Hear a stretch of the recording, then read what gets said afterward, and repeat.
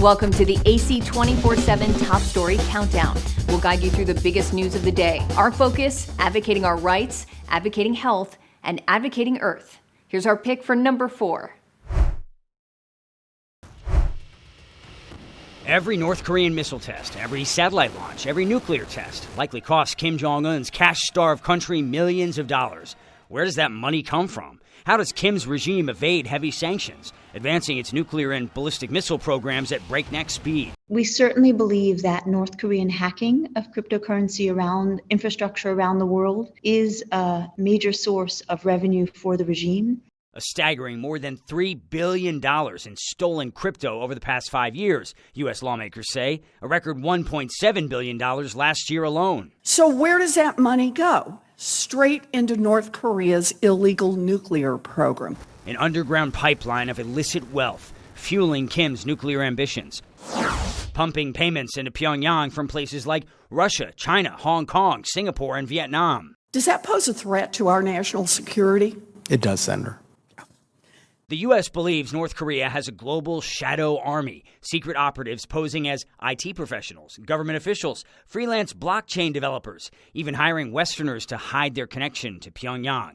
Spanish police arrested Alejandro Caldebenos earlier this month, known as a special delegate for North Korea. The U.S. accuses him of helping North Korean officials use tech for money laundering. He posted a message on X, formerly known as Twitter, saying, "There is no extradition. The U.S. accusation, besides being false, does not exist in Spain." Blacklisted by the U.S. as modern-day digital pirates, North Korean operatives are linked to ransomware attacks, targeting online gaming, gambling, and banking industries. Even American hospitals. North Korea exploiting online vulnerabilities, using stolen money to mass-produce missiles, funding the Kim family's lavish lifestyle. Palaces, planes, yachts, and this armored Mercedes limousine carried on Kim's private train to that September summit with Russian President Vladimir Putin. The latest breach from North Korea's notorious Andariel hacking group, targeting South Korean defense firms and others. A year-long investigation by South Korean police and the FBI, exposing grave vulnerabilities in Seoul's cybersecurity defenses. Around 250 sensitive files,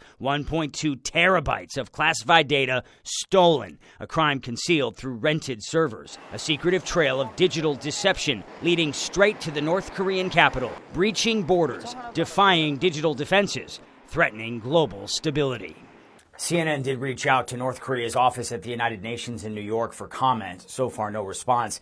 The U.S. is calling for coordinated global action, including updated UN sanctions regarding cybercrime in North Korea. But these actions are made extremely difficult by the competing interests of two North Korean allies, Russia and China. TheAdvocateChannel.com looks at the world through the lens of equality and inclusion. Subscribe, like, and share now. AC 24/7's Top Story Countdown continues with our producer's pick for number 3. It's a season of joy, but for some who are grieving, the holidays can be hard. You're physically feeling the loss of them not being there. It also just might represent something that's missing in your life in general. Licensed therapist Jody Baumstein says since everyone grieves differently, the first part of coping is recognizing what you feel. So you might be grieving and feel really sad. And in other moments, you might experience joy, and that's okay. Baumstein says grief can come in waves. Give yourself a sense of control by having an exit plan for holiday gatherings or events. Thinking about if there's a quiet space, you may be able to go and be by yourself for a minute, or if there's somebody there who can support you, or if you need to leave that event altogether, what would that look like? Do you have your own transportation? Would it be easy for you to get home? If it feels right, do something to honor your loved one. If you are enjoying talking about them, talk about them more. Listen to their favorite music, cook their favorite meal. Look at videos, pictures, whatever you want to do. Or if you want to do something in their honor, you can do a project or volunteer at an organization that meant something to them. And these are all ways that you can maintain that sense of connection. For Health Minute, I'm Mandy Gaither. Like the Advocate Channel on Facebook for the best way to get updates on stories that advocate for equality, justice, our rights, and more. AC 24/7 continues with today's top 2 pick. Nearly 2 months after the leaders of the U.S. and Israel met to show unity, criticism has slipped into the commentary. Here's what President Biden said at a Hanukkah reception Monday after pledging to continue military assistance to Israel. But we have to be careful. They have to be careful. The whole world's public opinion can shift overnight. We can't let that happen.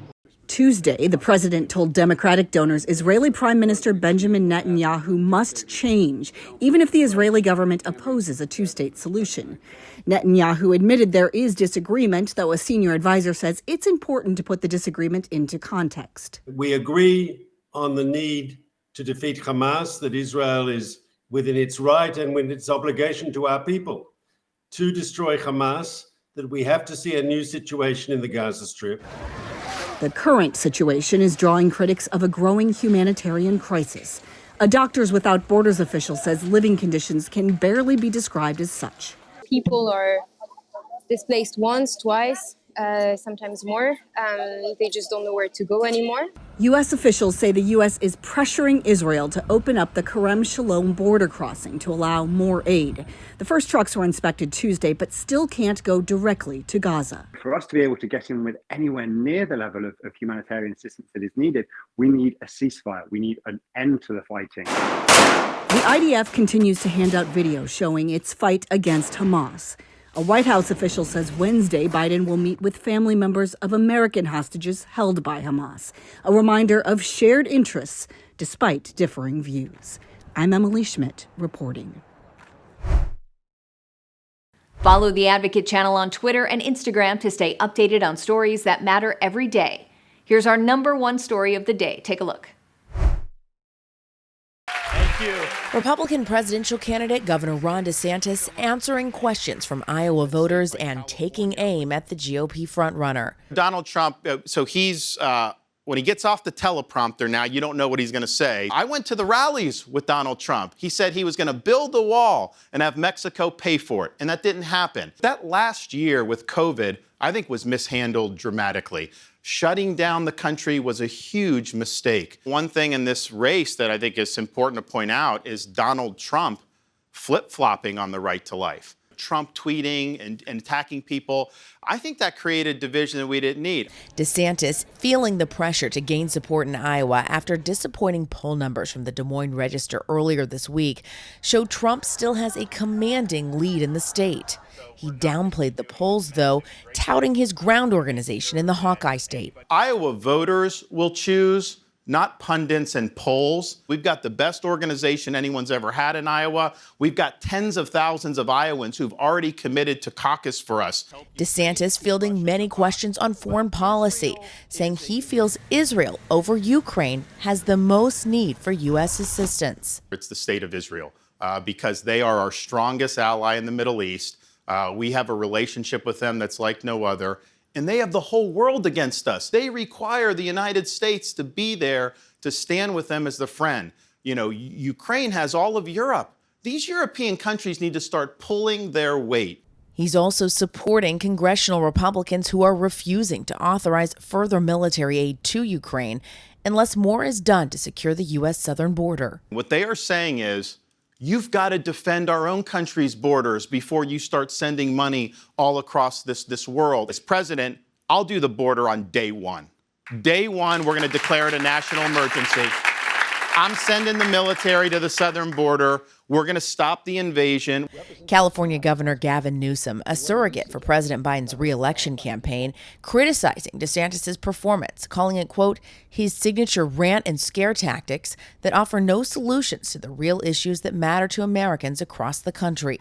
We are all in on Nikki Haley. Meanwhile, in New Hampshire, former South Carolina Governor Nikki Haley winning out against DeSantis and others to get a highly sought endorsement from that state's governor, Chris Sununu. I mean, it doesn't get any better than this. To go and get endorsed by the live free or die governor is about as rock solid of an endorsement as we could hope for.